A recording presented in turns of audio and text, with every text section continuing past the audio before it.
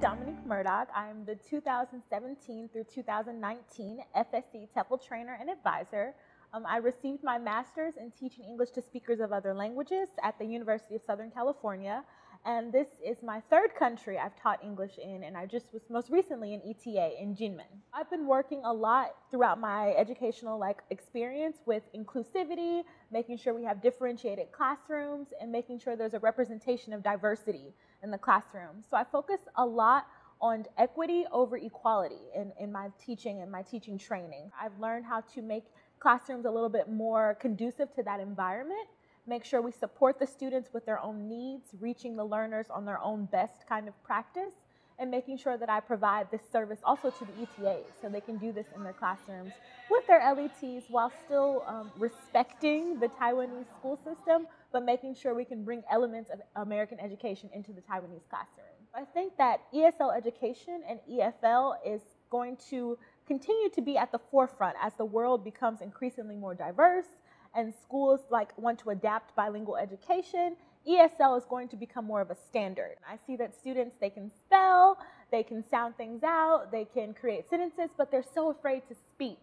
So I want to find ways to bridge those gaps in learning and in teaching and bring a lot of what we do in the American education system, but also what's really positive in other parts of the world, and kind of create this all-inclusive, all kind of differentiated curriculum that makes ESL really a strong, viable, educational reform going forward. I think sometimes I feel very frustrated or tired of people just staring at me all the time, or, noticing me. I feel like you're always on display sometimes. So I think that can be a challenge just personally, just kind of, I just want to go to the grocery store, I just want to go to 7-Eleven, but you're always on display. So I think that is a bit of a personal challenge. And I think how that sometimes translates to my work is that I am not typically what people think of as someone as an ESL teacher or someone who is a TEFL trainer or advisor. They usually don't expect an African American woman. So it's sometimes I feel like I have to validate that I am experienced and I do have the knowledge and I do have the stepping stones that have brought me to this point of being able to give the knowledge that I'm bringing. I'm not just speaking out of my back pocket. It's actually, it has weight to it. So I think that has been a little bit of a professional challenge sometimes, just making sure I can speak with candor, but also letting people know that I have the know-how to be here and I know what I'm talking about. So that I think it's still a learning experience for me. It's learning how to work within a new culture and learning that everyone is not used to just seeing all different types of people all the time. So it's part of the adjustment period. So I think I'm learning to overcome that, definitely. I see that Fulbright Taiwan is doing things a lot differently.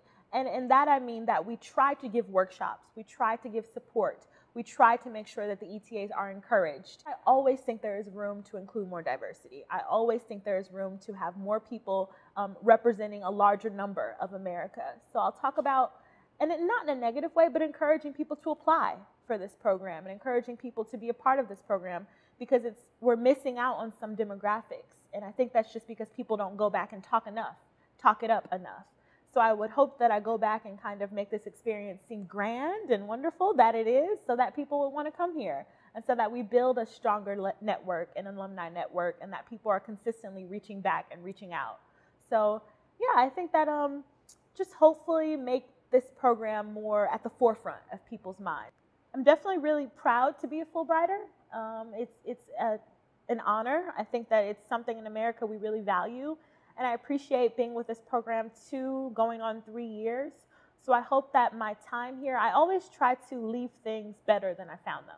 And I always want to bring something new to my environment or just improve on something. I never like to be a stagnant person. So I hope that during my time this last 3 years, I've brought something viable to this environment and to this program. And I hope to take away just as much as well. And I hope that going forward, we continue to create these strengthened partnerships with a diverse group of people in America, and that we bring more people here over to Taiwan.